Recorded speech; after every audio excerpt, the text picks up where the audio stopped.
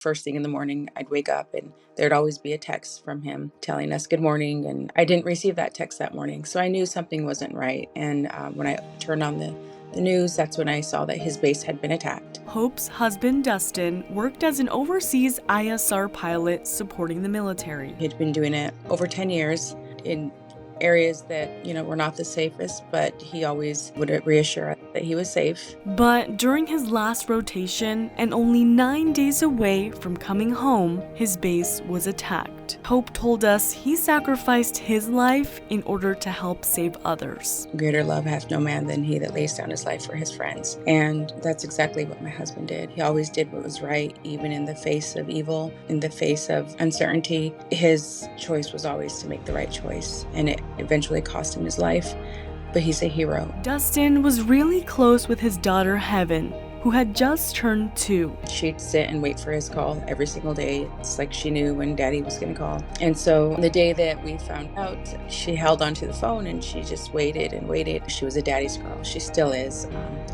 She still talks to him and asks when he's going to be home. She's 5 now.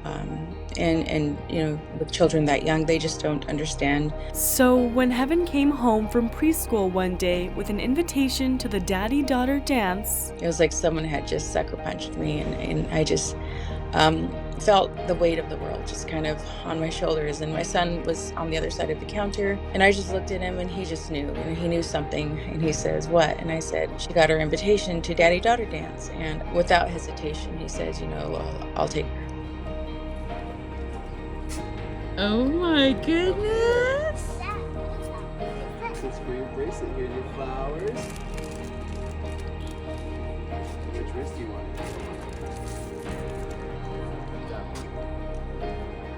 That's kind of how her father was with her and I. He would do things like that for us all the time. And my sons do those things for my daughter as well. So they go above and beyond for her. They saw how my husband took care of us.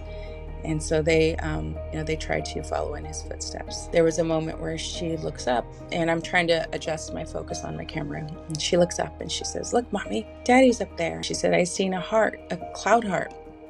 And I looked up and she said, "Take a picture." So I snapped a shot. I just wanted to take a picture for the moment so I can tell the story to her when she grows up. We're healing, and I think we'll be healing for the rest of our life. My daughter will go through phases of grief as she ages. Right now, my main focus is to learn how to help her get through those. So, never forget our heroes, and also never forget the families that are left with the aftermath and having to carry on. But we do it because we honor them.